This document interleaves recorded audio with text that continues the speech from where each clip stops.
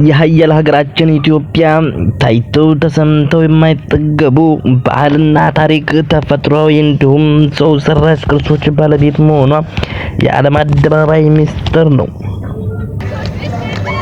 የተለያዩ ባህሎችና ብዝሃ ሕይወት ሳይበግረን በሀገር አንድነት ላይ በተለያዩ ችግሮች በጋራ ስንቆም ደግሞና ድልን ስናስመዘግብ ደግሞ የተለየ ውበትና ኩራትም አለን። እናት ኢትዮጵያ ለዘላለም ትኖር መልእክታችን ነው። ሰላም ውድና የተከበራችሁ የደብሊው ሚዲያ ቤተሰቦች እንዴት አላችሁ?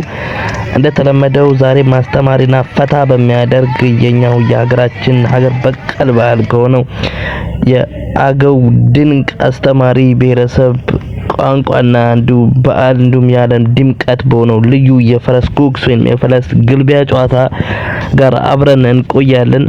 እስከ መጨረሻው እንዝለቅ። ቪዲዮውን ላይክ በማድረግ ጀምሩ ያላት መልእክታችን። መገኛቸው በአማራ ክልል በተለያዩ በአዊ፣ በጎጃም፣ ቅማንት፣ በጎንደር እንዲሁም ሐምጠኛ ወይንም ሐምረኛ በዋግ አስተዳደር ዞን ውስጥ ነው። ከ900 እስከ 1270 አኖዶሚ ኢትዮጵያን ያስተዳድሩ የነበሩት የንጉስ ዛጉዌ ዳይናስቲና የላሊበላ ውቅር አብያተ ክርስቲያናት ባለቤቶችም ናቸው።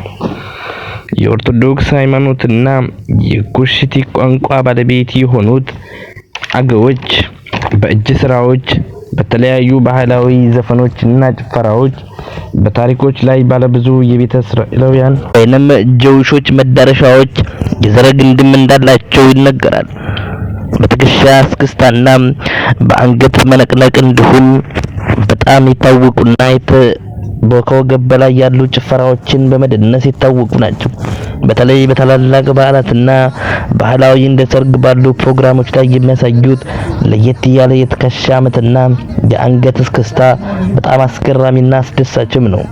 በነጭ አበባማ እንዲሁም ባሸበረቀ አምባር ባለው በተዋበ ልብሳቸው አንገትን በማወዛወዝ ትከሻንና የተለያዩ ክንዋኔዎችን ከአንገት በላይ ያሉ የሰውነት ክፍሎችን በማንቀሳቀስ በጣም አስደሳች የሆነ በዓልንና ደስታን ይፈጥራሉ። አገው ታላቅና ባህላዊ የሆነ የፈረስ ጉግስ ወይንም ደግሞ ግልቢያ ባህላዊ ጨዋታም አላቸው።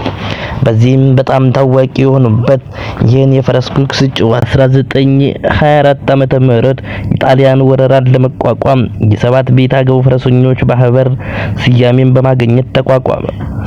የበዛን ጊዜ ጠላትን ለመከላከልና የተለያዩ ዓላማዎችን ይዞ የተቋቋመው የፈረሰኞች ማህበር በጥር ወር መጀመሪያ ማለትም በሚሊዮን ተመልካቾችና በ60 ሺህ ህዝብ የታደመበት ጥልቅ ባህልን በየዓመቱ በማክበር እስከዚህ ድረስ አስቀጥሏል። በዓሉ በተለያዩ አልባሳት ፈረሱን ማስዋብን ጨምሮ እስከ ባህላዊ ጭፈራዎች፣ ቀረርቶች፣ ዘፈኖችም የታጀበ ነው። በማራኪና አስደናቂነቱም ቀልብን መሳብ የቻለና በታላቅ ድምቀት ሲከበር ደግሞ በጣም ለዓለም ሁሉ መተዋወቅ ያለበት በዓለም ነው ባይኖች ነን።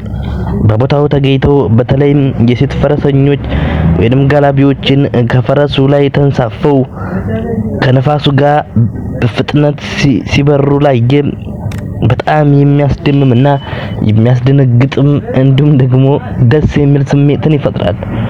በዕለቱ ከ60 ሺህ ፈረሰኞች እና በሚሊዮኖች ለሚቆጠሩ ታዳሚዎች ባህላዊ ምግቦችን ማብሰልና ማቅረብ ደግሞ የተለመደ ባህላቸው ነው። በአሁኑ ሰዓት በዩኔስኮ ለማስመዝገብ በታላቅ ጥረት ላይ ያለ ሲሆን እኛም በበኩላችን እንዲመዘገብ ታላቅ ምኞታችን ነው።